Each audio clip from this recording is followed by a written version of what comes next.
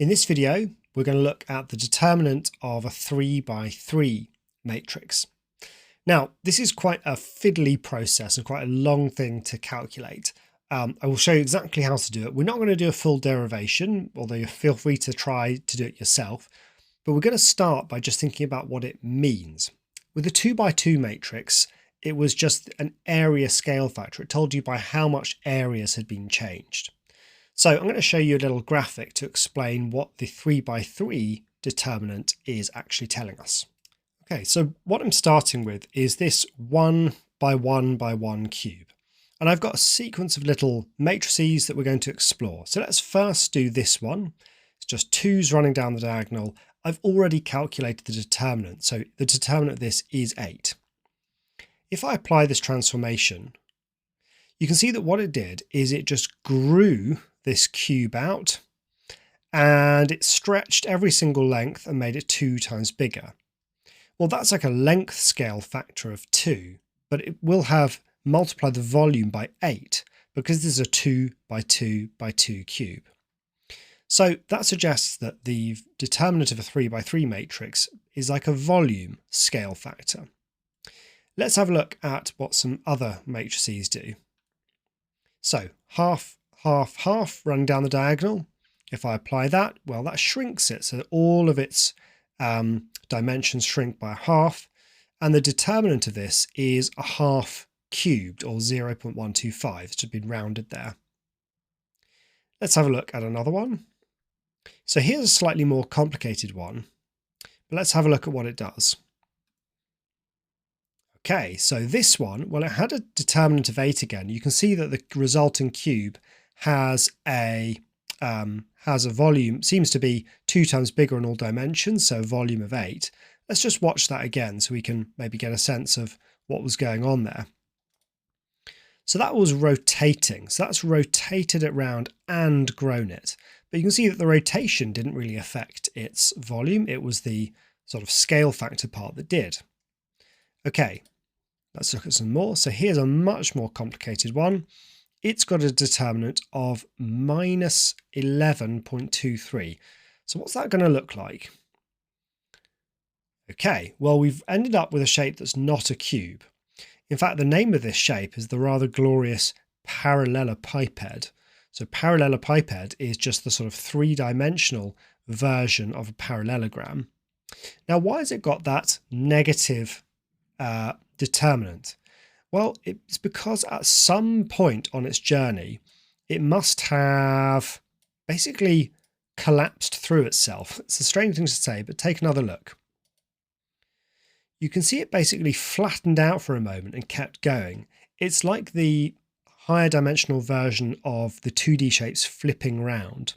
It's almost like if you were to look in the mirror, your reflection is you, but flipped round, like left has turned to right, etc. And that's happened here. And that's why we've got a shape whose volume is 11.27 times bigger, and it's a negative determinant because it reflected at some point. Okay, finally, let's take a look at this one. So let's apply it. Well, it doesn't look too strange there, but we've got this determinant of 0.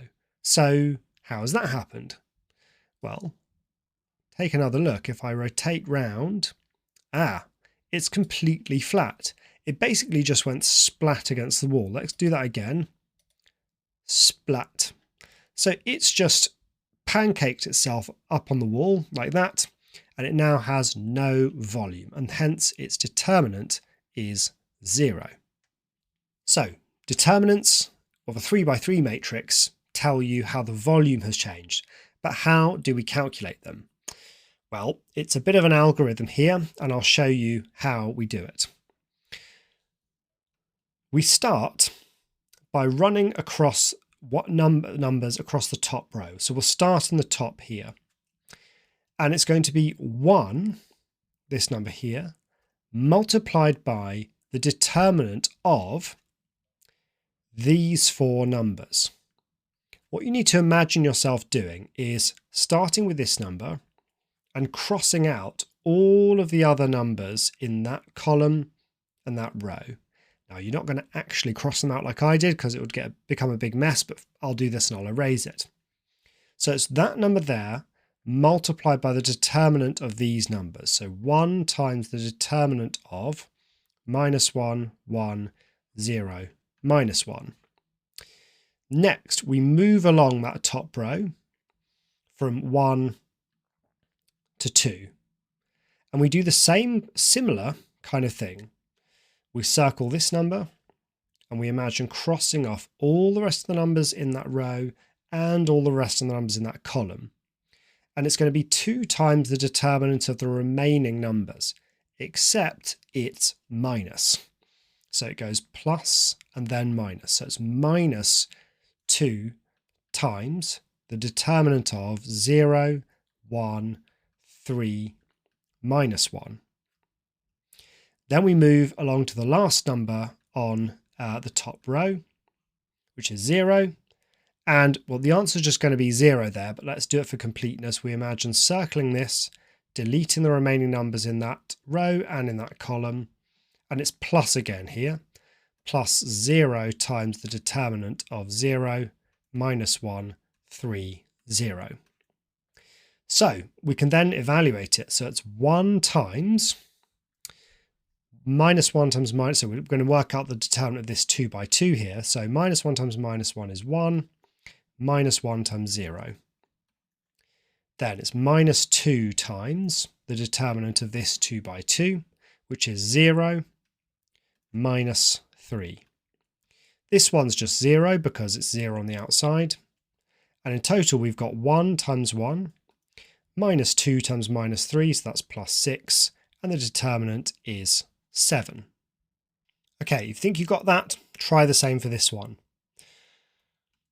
So we run across the top row, and it's 4 multiplied by the determinant of all of the numbers that are not in the same column or row. So that's these numbers here.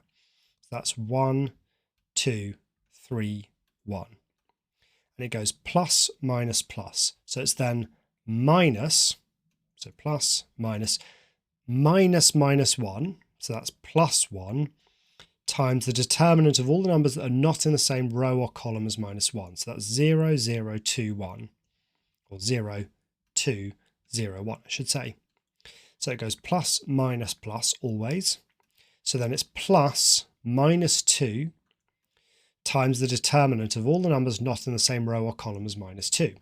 And that is 0, 1, 0, 3.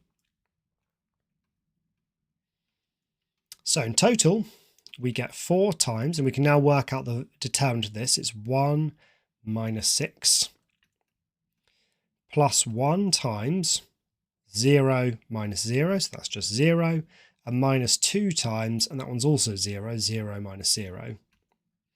So we've got 4 times -5, and that's -20, and that's the determinant of that 3 by 3 matrix. Okay, so that's calculating determinants of 3 by 3 matrices. In the next video, we're just going to apply this to a few more exam-style problem-solving questions. So see you there.